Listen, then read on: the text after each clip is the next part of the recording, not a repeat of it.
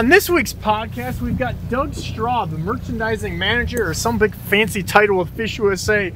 He's going to tell me a little bit, I imagine I'm going to try to pry about his time as a guide and just all that funny shenanigans that goes on in the fishing industry that nobody wants to talk about, but Doug doesn't care. He'll let us know.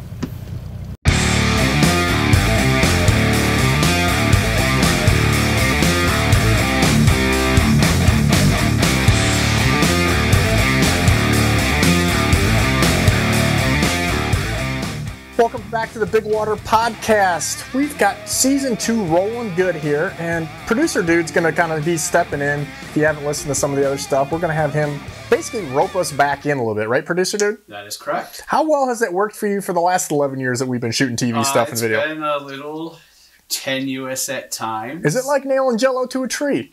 At times. Well, I got a feeling that our guest we've got, Doug from FishUSA, who's one of the sponsors I've worked with for quite a while, is probably going to say it's also like nailing jello to a tree. I would guess so. I've got some big news first, though. I have some big news. This came across just this morning. Oh, I don't like when he does this. And it came in an email, and I just want to announce, I got an email saying you are now in position 241 on Apple Podcasts in the wilderness category. Wow, that seems like a shitty deal. So it doesn't say out of how many, so I have no idea. But you're 241. 241? Yes. Wow. he didn't want to tell me this beforehand. I can imagine why. I mean, yeah, is there 245 people? Yeah, I don't know. Are we going to blame the producer or the host or, the talent? Or we'll have to look. Or is this a good thing?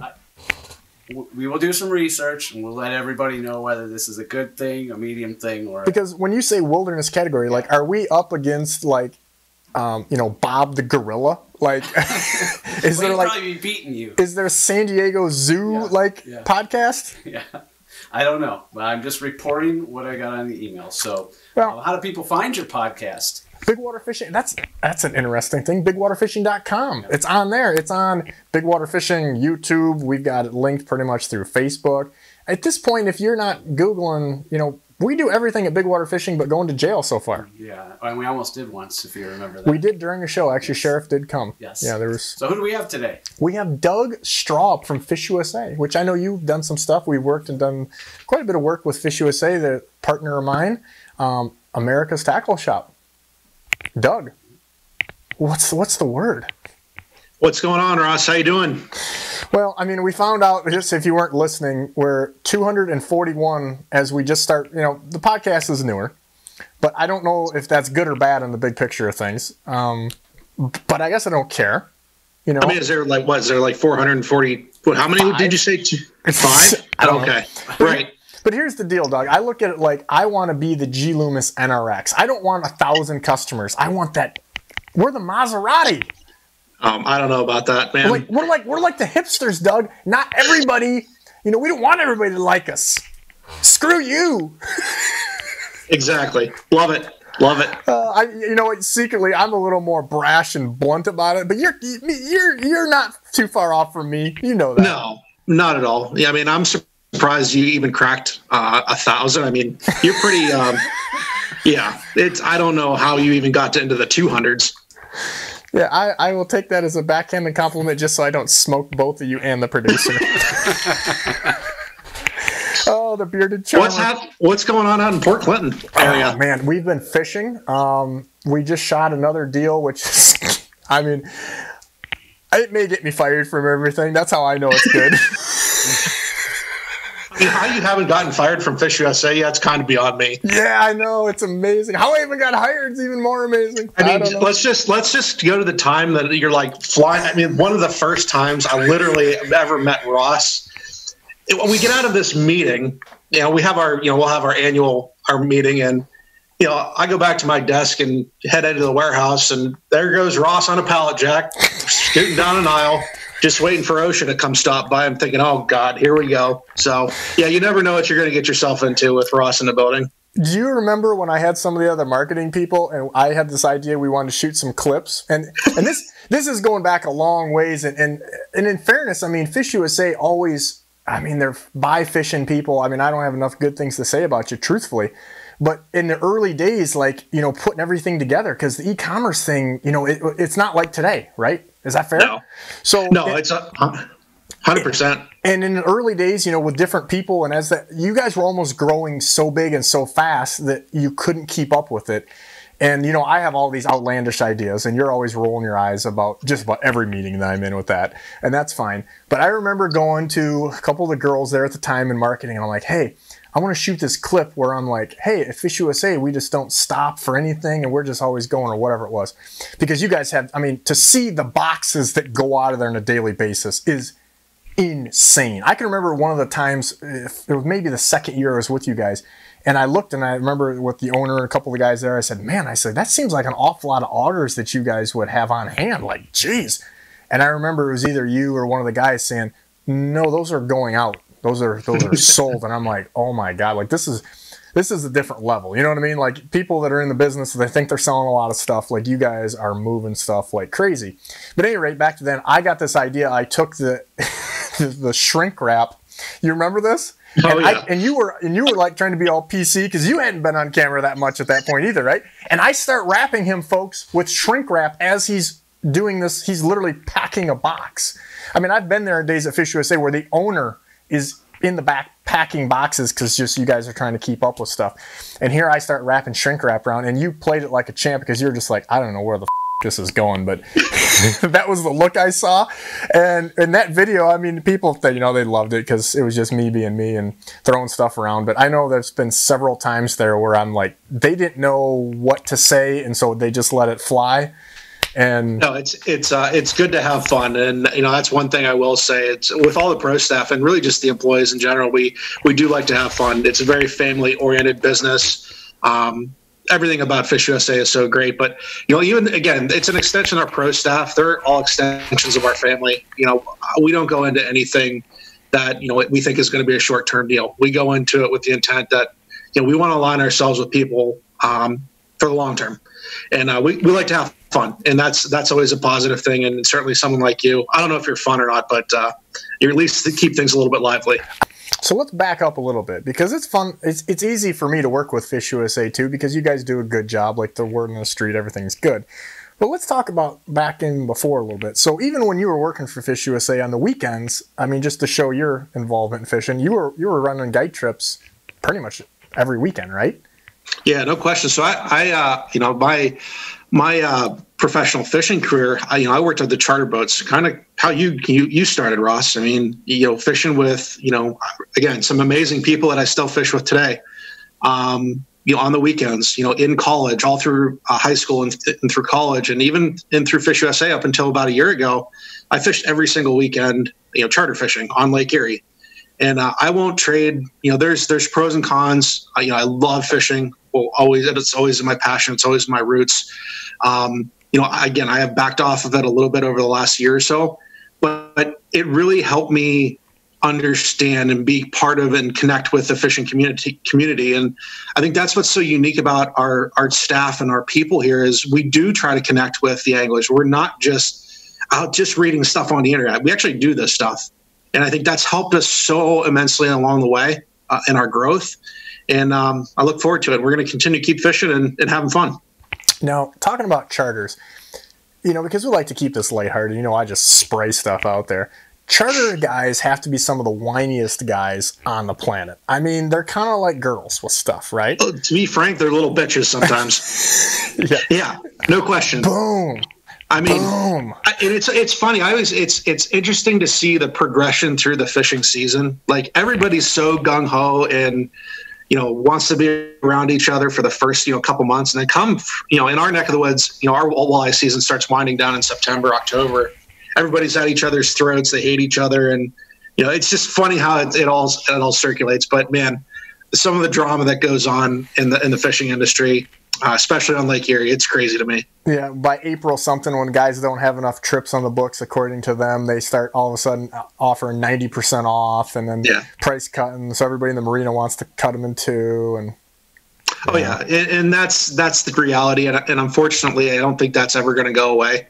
It goes back to the people that want to make a quick buck, and whether regardless of the business that you're in, stay true to what you do. I don't like seeing the cutthroat charter business, and no different than what you like to see on, selling fishing tackle online. Everybody wants to have a fair playing field, and it can get a little out of hand in the charter scene. I've seen it, firsthand. People, cut $200 off their trips. Why are you doing that? What's the purpose or the need to do that? You don't have to do that. And the sad reality of what these people don't know is that you're just going to put yourself out of business, plain and simple. Over time, you keep doing that, you're setting a standard that's not sustainable.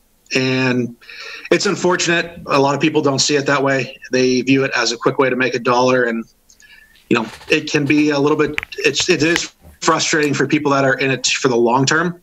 And I do feel for those folks that, truly have to make a living off of fishing. And that is, that's the reality. And unfortunately, I hope it gets better. I don't, with the way the population is on Lake Erie, there's only more people getting into it, more charter captains, thinking that, there's a lot of money to be made in charter fishing. And the sad reality is, when you really break it down, it's a tough business, no question about it. We've had guys from the state on the podcast before, and they say that the number of licensed guide permits is through the roof. But then also, I know the bootlegging deals going on too. Just crazy like. But I'll tell you, I'll share a story with you if you want to. But even though it's about Doug today, everybody's heard me because I never stop talking. Ross, it's always about you. I come on. Stop talking. But when it's who you are. It's who you are. You secretly are a jabberjaw too.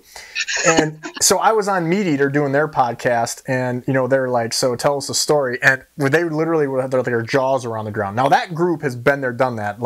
Miles is a past guide himself, and he was like, "What?" He's like, "Dude, the Great Lakes must only be second to Florida for just psycho stuff that happens." And I'm telling about people pooping here, and taking dogs, and drunk guys. Just the weather. Across the board. There's so much stuff that happens that people are always like, "Oh, you live such an exciting life." I'm like, no, it's just if you do anything long enough like this, you just come across just some craziness. But I might probably somehow just have some type of horseshoe that doesn't give me luck, but accentuates the insanity. I seem to be in the middle of just craziness. And when you run around guys like Big Head, We need to get him on here. I'm telling you, I think that would be a classic. You two in a boxing match would be priceless. I told you back in the day, I picked him up, believe it or not. I know people call me out, but that's a fact, 100%. I'll be on the live. That's probably why you have back problems. Yeah. That right there. That day my back said, "F you." So I've never met this Big Head guy. You talk about him all the time. Who's this Big Head? Yeah, Doug, how do you, if the authorities are here, how do you describe Big Head? Oh, man. So I met Big Head we met together. That's how weren't you with Bob when you came to FishUSA? You were looking for Renoskis, correct? You got it. So that is the first time I ever met. When I met you and Big Head, that just kind of dawned on me. That was the first time I swear to God. I told you the nutheads follow me. So how that, it's funny because Keith Ushbaugh, who's another mutual friend of ours, is really good friends with Bob. And that's how I got to know Bob a little bit better, because Keith he's from up here. He fishes up here a lot. And I got to know Bob a little bit more. Great guy. He might be the most stubborn dude I've ever met in my life. No doubt. Love him to death, though. And we call him Big Head, just so everybody wonders. If you watch some of the old Hook Shots videos or something where the camera guy didn't want to get in the boat because of the look he had, he was like, "Why are you filming me, boy?" But he has a huge head. That's why we call him Big Head. There's no other reason. People are always like, "Why do you call him Big Head?" I'm like, "Are you blind? This dude's melon cannot be held by a ball cap." Yeah, no, not at all. It's pretty. It's good. There's no hat that can possibly fit his head the correct way. 100%. Yeah, he actually named, believe it or not, because I'm the one that started calling him Big Head, of course, and he named his business, and he runs with us, but he named his actual legal business Big Head Fishing. He needs to get his boat wrapped with that. That'd be good. Oh, big old bobblehead. I would have thought Ross's name for his charter would have been Big Head Fishing, but maybe for a different reason. Wow, man. Chuck's gonna be. Let's move on. Chuck's gonna be a little late this month, producer dude. Let's move on. But give us. I mean, we could probably do a podcast on big head stories. But in fairness, you give me one that stands out that you've done. I mean, I don't care what it is, but people love hearing these guide stories, man. I mean, I've done them, like I said, for Field and Stream, Meat Eater, and when we put them in there, they're always a huge hit. Yeah. I've been, to be very honest, I've been blessed with the people that I fish with over the years. Had some great people. Don't start schmoozing. You've had some insanity. Listen, the one that sticks out to me, and it has actually impacted me the most. I mean, it did impact me the most. Was getting struck by lightning on a boat. Oh yeah, struck by lightning on a boat. So it's we got out. We were fishing. We were walleye fishing. Storm was coming. Long story short. We get back to the dock and it just opens up total. Clients are still at the boat. I'm literally standing on the motor box and we fish out of a 20. At the time we were fishing out of a 27-foot sport ground. And I was just getting back into the boat and I had my hand on a rocket launcher and I was standing on the motor box and this bolt of lightning hit the dock and I put me right down. And I was out for a few seconds. It wasn't horrible by any means, but that was something that has always stuck with me as from just fishing in general. Like we made it back to the dock. We were safe, tied up, but you never know what's actually going to happen. You really don't. You got to take the weather very seriously. You got to take the lake very seriously. And it's always good to have fun, but you better know when Mother Nature says it's time to go. It's time to go. And again, we made it back very safely. It was an unfortunate situation. I ended up I'm perfectly fine, no issues or side effects whatsoever. But that's probably the craziest moment for me that I can remember. That's pretty crazy. That sticks to me. I can still remember the day, what I was wearing. It's one of those moments that you just don't forget. I didn't see producer. Did you see that coming? No, I did not. I mean, I was thinking like a drunk guy. A drunk story is always, or a girl trying to do something crazy. Like, I mean, I've seen strippers on the boat. I've seen just about everything. Now that's exciting.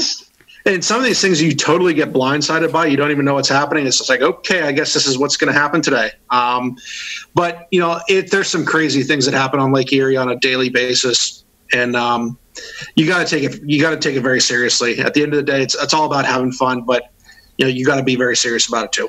Yeah, and Lake Erie. I mean, Ross is out there a lot. I've lived near Lake Erie my whole life. Those storms come up, and that lake is so shallow. For those that don't know, Ross, I mean, what happens on Lake Erie when a storm comes I think we talked about my all-time story on the Steve Pollock podcast. If somebody wants a good podcast, one of my favorites was with Steve Pollock, aside from talking about him standing on a toilet in Zimbabwe or something to not get arrested. Right. But yeah, Lake Erie, I mean, dude, I'm a pretty wild, crazy guy with stuff, but people are always amazed at how I get crazy with stuff about safety because I know what the end result is, whether it's ice fishing or I've killed trips like immediately and people are like, oh no, we'll pay extra to stay. I'm like, we are out now. And I'm like, don't put the rods away. We're coming in. And things like the phone, back a lot of where these stories took place was before we had, radar on our phone or on the boat, or at least in the way that we do now. And these storms, I've been in storms where people have died and people thought I was dead. And it's serious. Like, my group, Big has been with me we found a couple bodies. I mean, this is serious stuff. The lake takes no prisoners. I don't fear Lake Erie because I'm prepared. I have a lot of experience, but I promise you, I respect the hell out of it. And there's a big difference there. You can't fear it when you do what I do. And you know what, it's also, you really have to be just thinking about everything. One thing that I've seen a lot fishing, and when the storm does come up, everybody's instinct is to run in.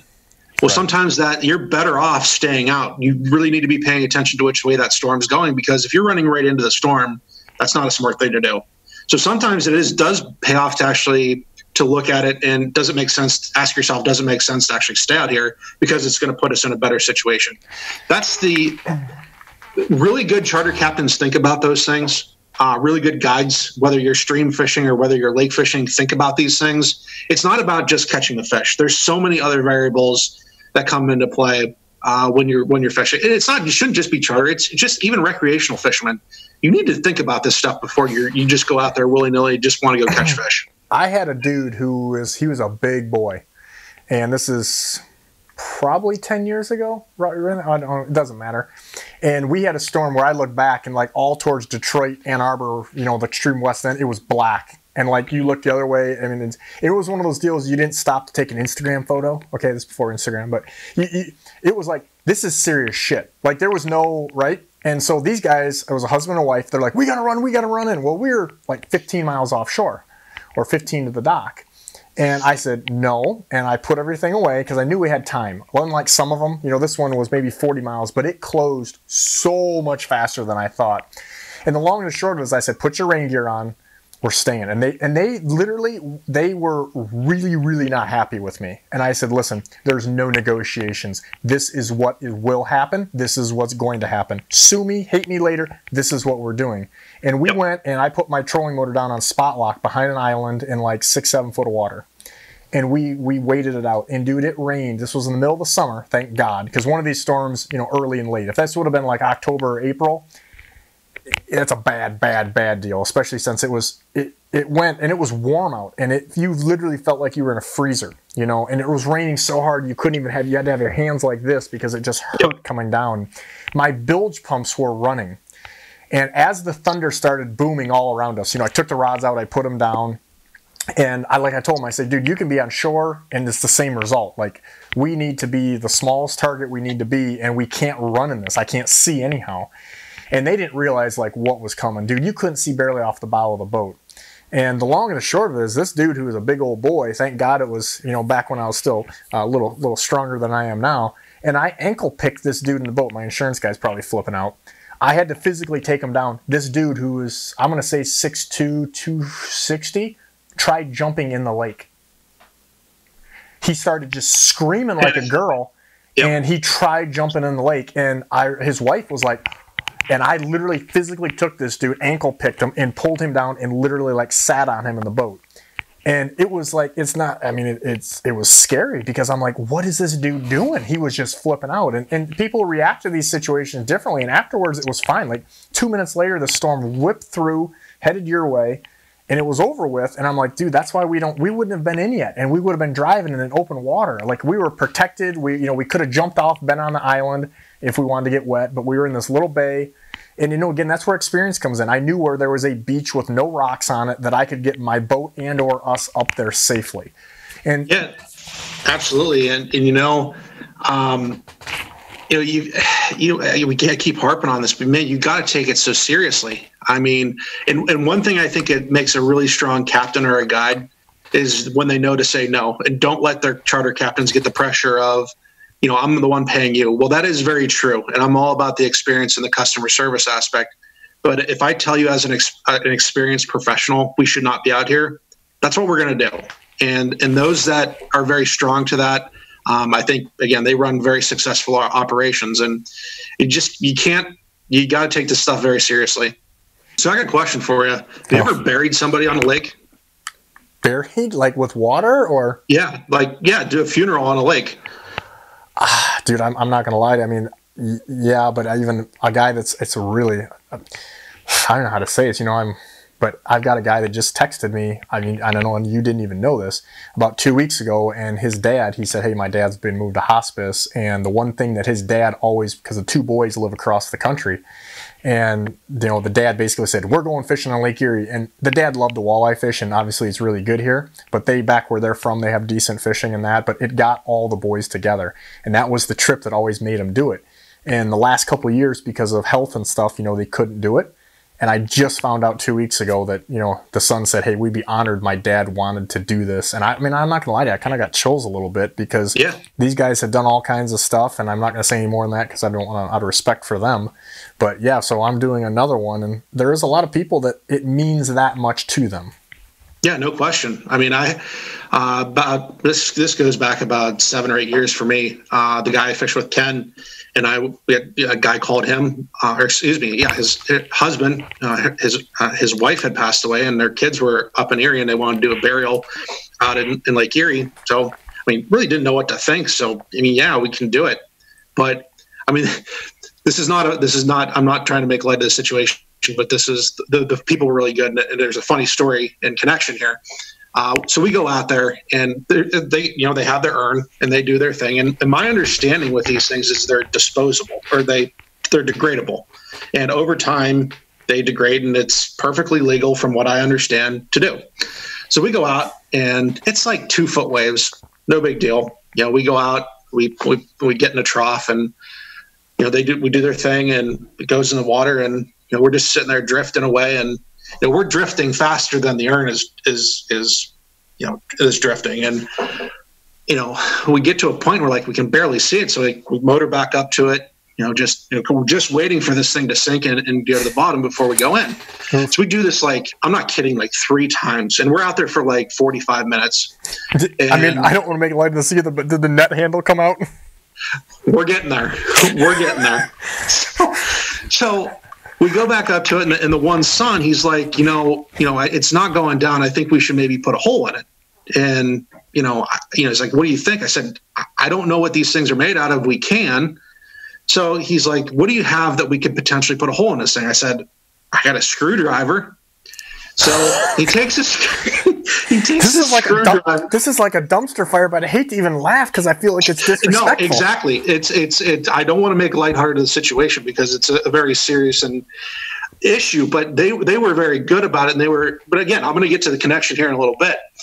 And so he takes a screwdriver and pokes this hole in it. Well, when he pokes the hole, he puts it through his hand too. And he gashes himself open. So he's bleeding all over the place. Oh my God. We get this urn, and it's got a hole in it now, and we put it back over the water. So we put it back in the water. The problem was when he put the hole in it, it was above the water line. So we're sitting there, we're drifting away again, and we're getting far. And now the guy's getting mad. So he's like, we're getting this thing in, and this thing is going down. So we get back up to it. I net the dang urn with a net, get it back up. We put a bigger hole in it, and finally it sinks. And the daughter who was there, she looks at me, she goes, "Yep, Mom was always that stubborn." And it was funny. They made a great situation. It was a very serious situation that they made. It turned into a laugh for them. But the whole thing was just a complete debacle of trying to get this thing to go to the bottom of Lake Erie. But man, it was crazy, and you don't forget those times. That's for sure.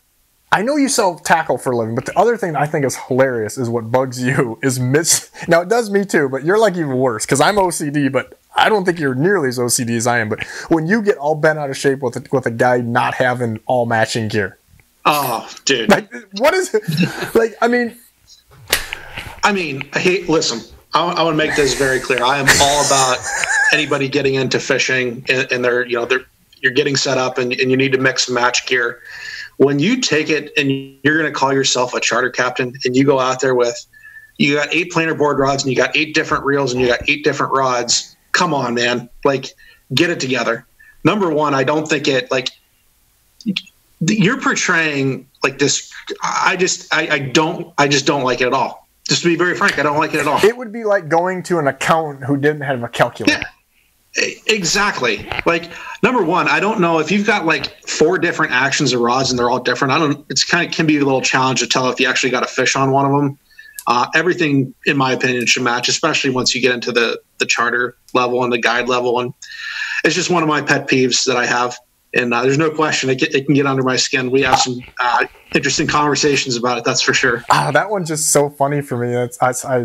I mean, I get it, but it's just funny how, certain things, how trip your trigger. And I'm sure. No question. Producer dude probably has a few that he's watched with me, and he's like, he actually says, "What is your deal?" What is this? Is this? I have no issue saying, "What is your deal?" Just trust me. He goes, "What is your?" That's his thing, because he's like, "Why is this an issue?" And it's just, I don't remember what any would be. What, you got any? I don't. I can't think. Thank God. But I know it's happened many times. What are you doing? But part of it too is me and him. I mean, obviously, sidebar, me and him work better together now than I think even when we had the TV show. We're doing different projects, the podcast, stuff like this. But he's not a fisherman.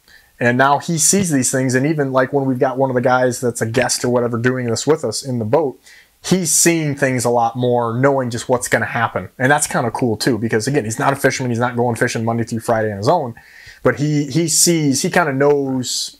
Right, I've learned to look at the graph, right? And okay, I got to get the camera ready to go because we're going through a pod. I didn't used to do that. I mean, literally, actually, truly, yesterday we shot a deal, and I was screaming at him because I'm like, we gotta go. I marked this pod, and it was really short, 300-400 yards or whatever long.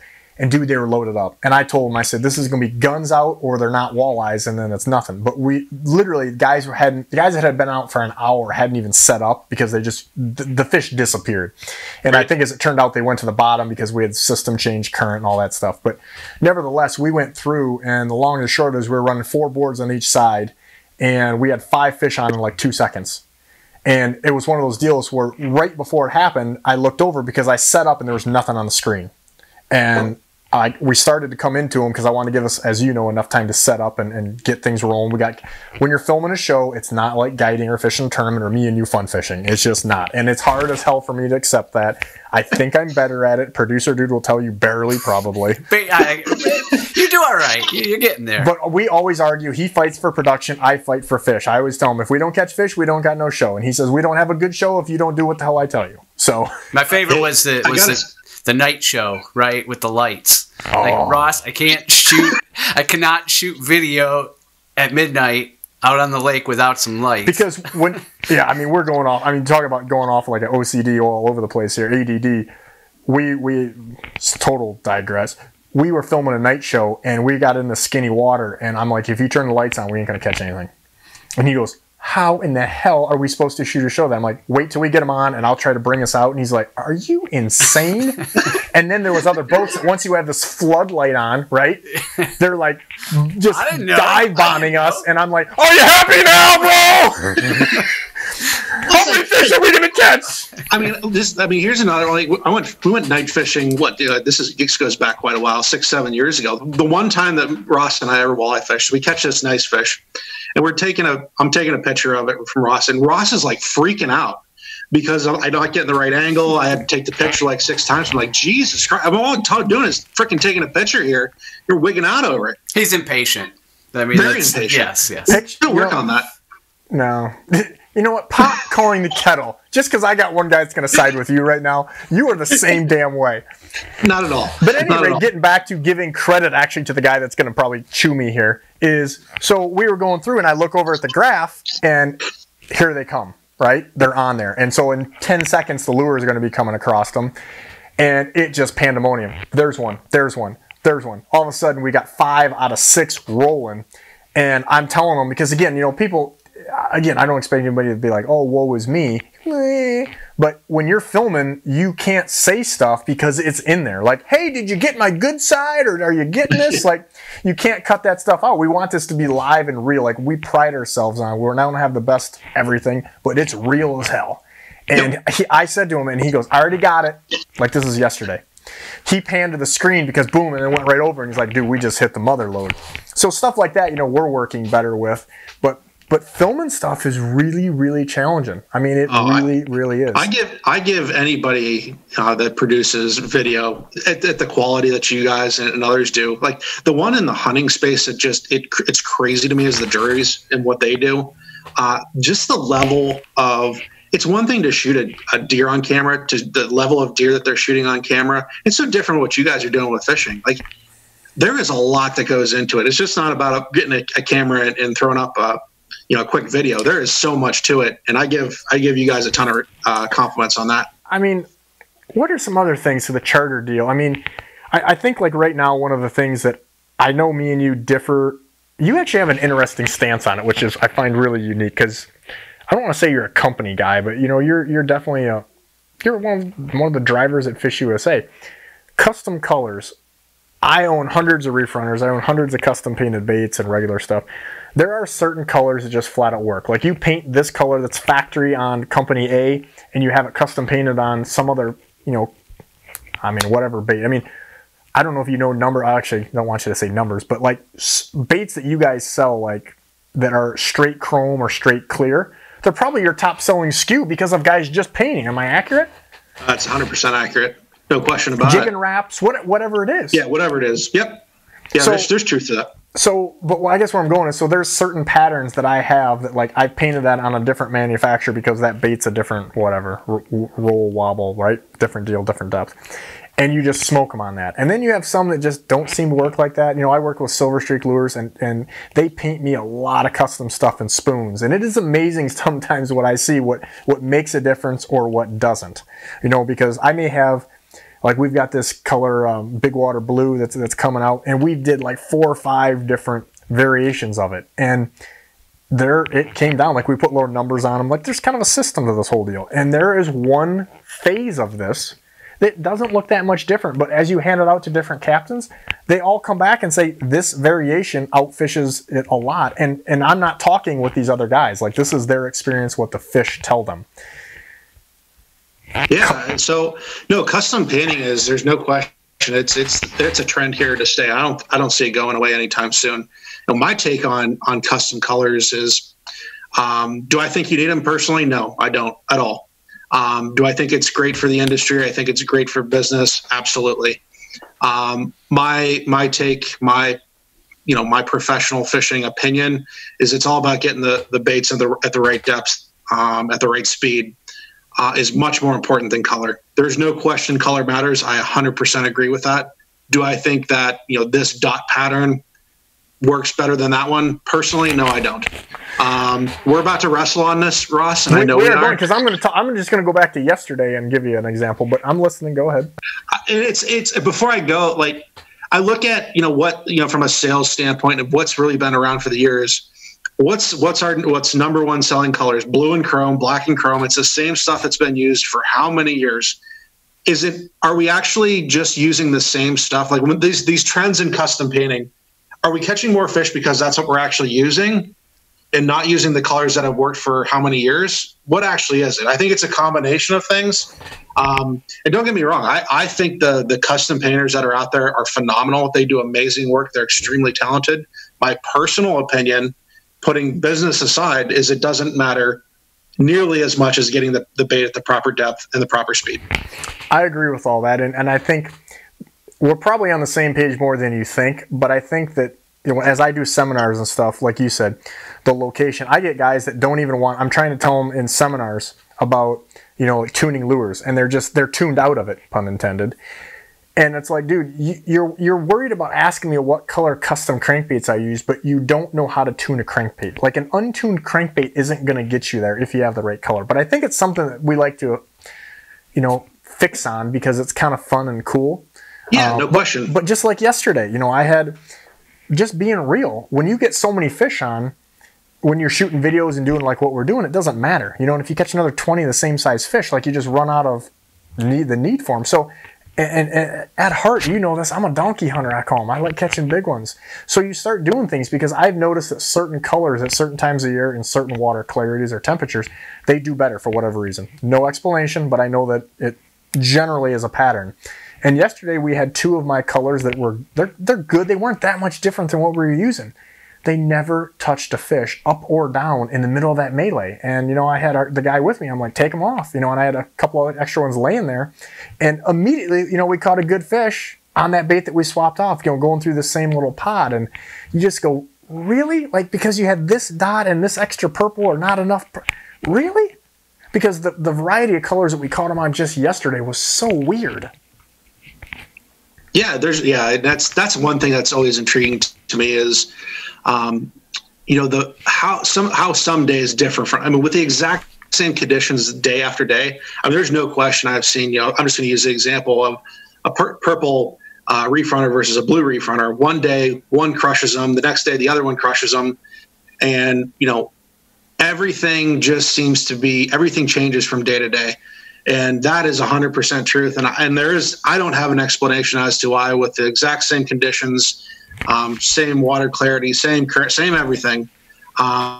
It's one of the things. I do a lot of salmon fishing too. And one of the things that I see all the time is how one day spoons outproduce out fishing meat rigs and flies and vice versa. And again, exact same conditions. I think the fish they're temperamental just like humans are. They don't think the same. I don't believe that fish think the same every single day. I think they think different every single day, just like we do. And, it's just a unique perspective. I always like getting people's perspective, too, with what we're dealing with on Lake Erie. There's so many fish, I think color becomes less important because there's so many, when I think it definitely means more once, there's not nearly as many fish and you really got to dial it in. Again, there's times, during the summer where anybody can catch them. You can catch them on a hot dog. And there's days it's a lot more challenging, no question about it. And that's where you got to really fine tune your game. You know, but I'm a big believer in the progression of somebody that wants to be a really good angler, understanding the way currents work, understanding trolling speed, understanding where your baits are in the water column is so critical. And you're going to catch so many more fish once you figure it out before you start really getting, technical. And to your credit, Ross, I mean, I think it's a little bit different, in my opinion, for you.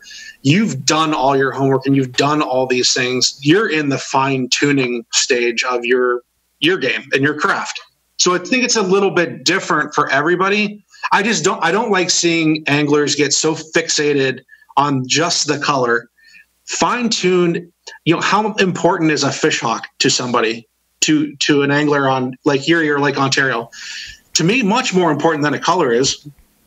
Back when I started, it had been a little before your time, we had basic stuff, right? Like the Rapala Shad Raps were working. Well, then Storm kind of came in, and they became popular even before Reef Runner with offering charter captains to make their own colors. If you buy this many, we're going to make it. Well, then all of a sudden, when they're selling thousands of a color, they made that color available to everyone.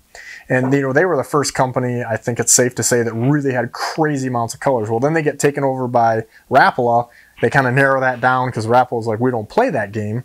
Yep. But you look at those colors that were kind of natural stuff, like some of the regular Rapala stuff. Then we went into, I call it the Tutti Fruities, right, on Lake Erie as far as preference baits. And then we got into a little while ago and during your time where like the Reef Runner bare naked stuff really kind of changed. And the baits, and even some of the old bombers and some of those other baits that had those semi-transparents or inserts in them, that was the deal, man. And I can even remember talking with Scott, we've had him on the podcast at Reef Runner, where he goes, I can't sell a chrome bait. And chromes, they're more, vacuum plate and all that stuff. It takes more time and money to do that. And it got to the point where like chrome baits weren't in his top 20 or 30 colors as far as sales. And they kept getting away from it. But then guess what happened? The game changed. And now chrome stuff, we caught them on a lot of white yesterday, but chrome stuff is the deal. No on Lake question. Erie. And it's funny, from Pennsylvania to me, I mean, we're 100 and some miles apart. And it can be very different, but it can be very similar. And that evolution in colors, like now Reef Runner, he's bringing back some chrome stuff. The other manufacturers are bringing a lot of chrome.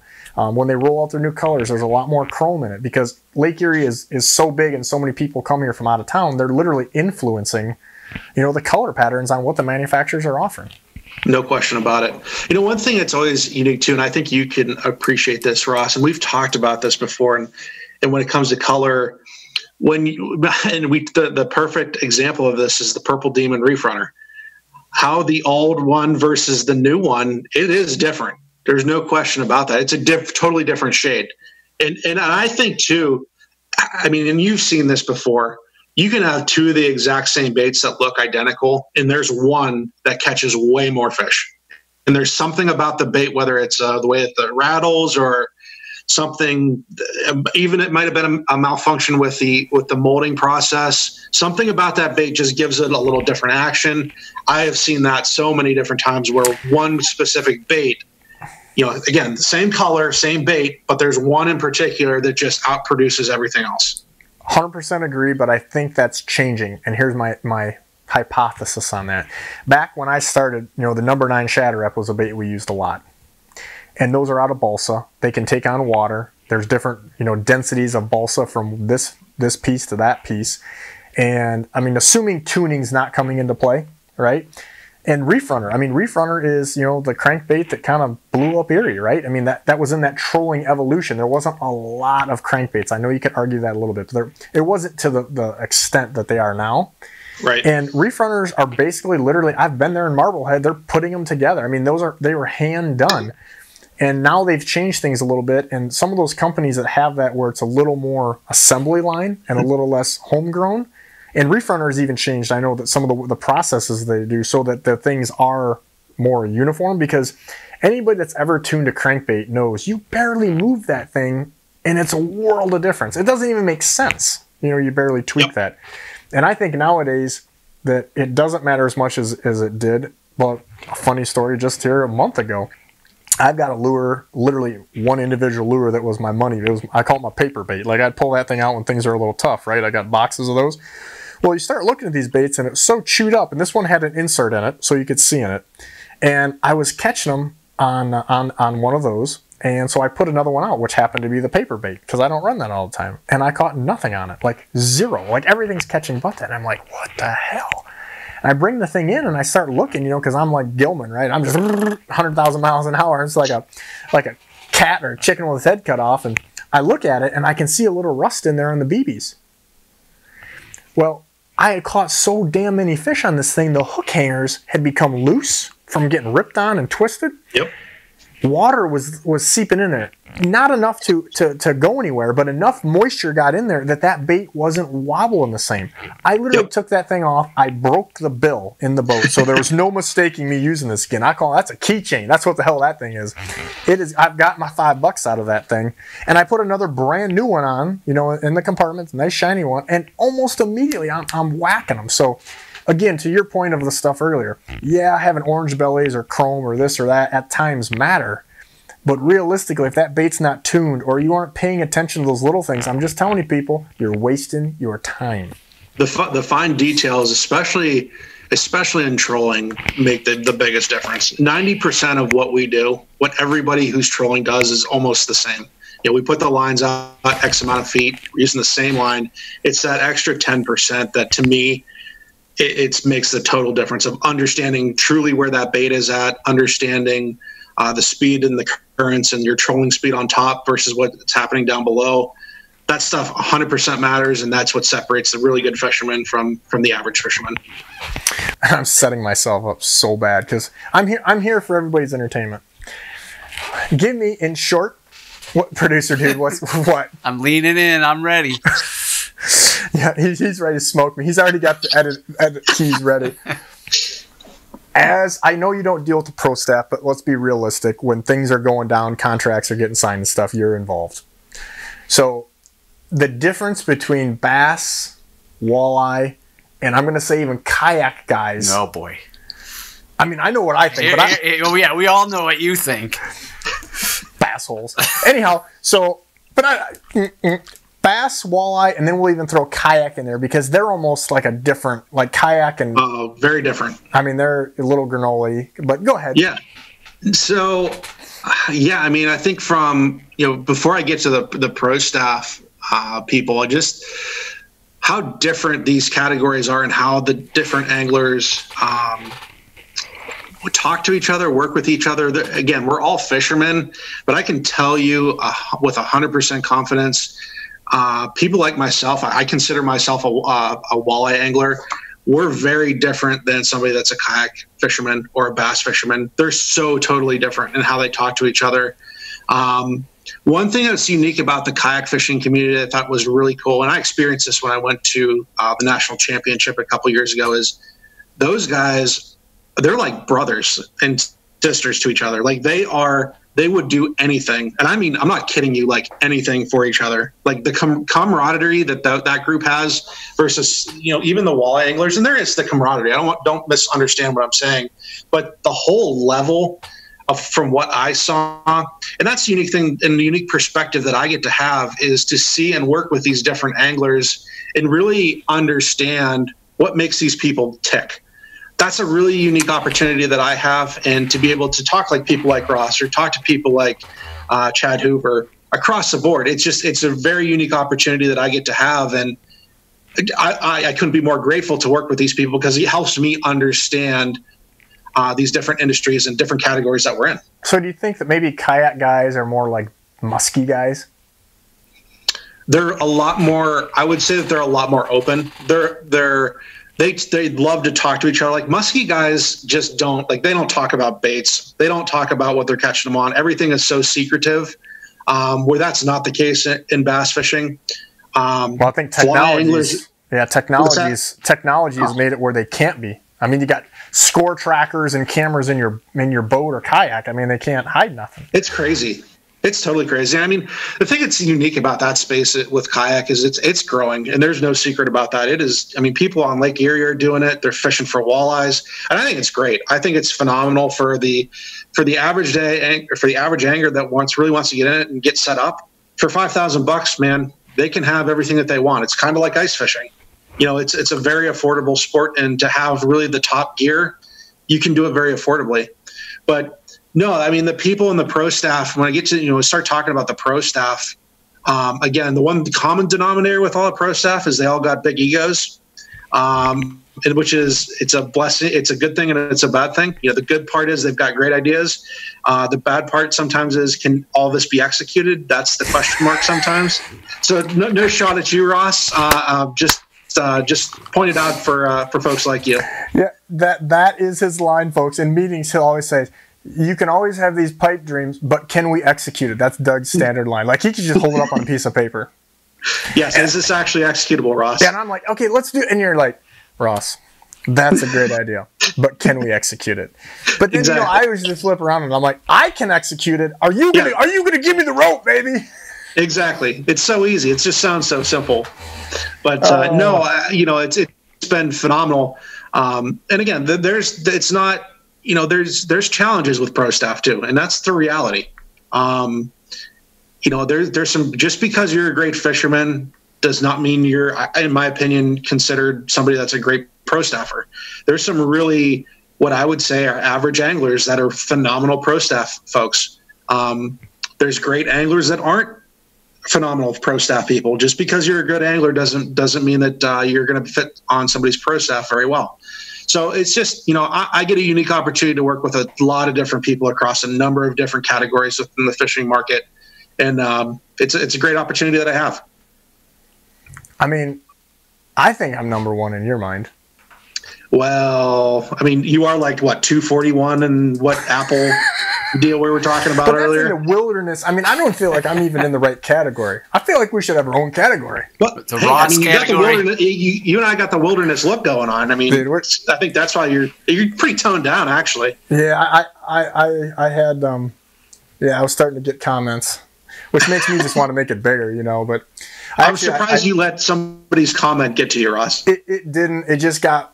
What I did was, for No Shave November, I went through that, and then what I start is, because I haven't shaved yet, I start my ice fishing beard. It's kind of like, that's my thing.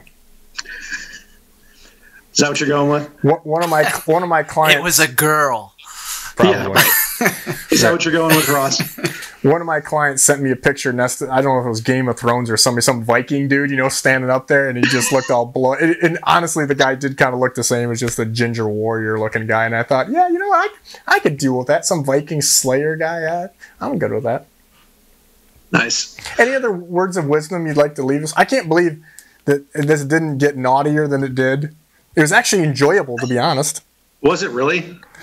Well, that's kind of shocking. It was enjoyable for like this pillow over here or something. But nice. No, I think it's, at the end of the day, it's been a phenomenal ride working with folks like yourself, and I hate to admit that sometimes, and I kind of stumbling over my words here, just even talking about you. But no, I'm looking forward to continue to grow in the fishing industry and working with more people like yourself, and keep the ball rolling and have some fun. I feel likewise. I feel like after this podcast, we might crack the top 1,000.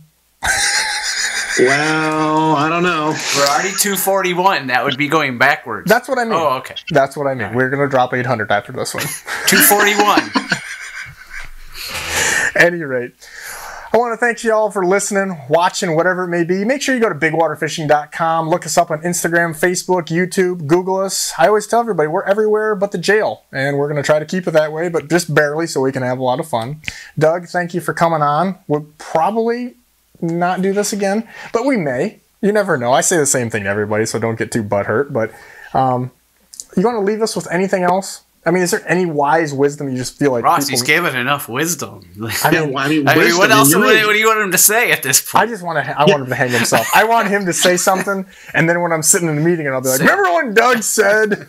Man, I thought I already gave you a lot of the good stories that I have. I'm really not I don't have a ton of stories, Ross. I mean, at any rate, all right, say goodbye. Bye, Doug. Bye, Ross.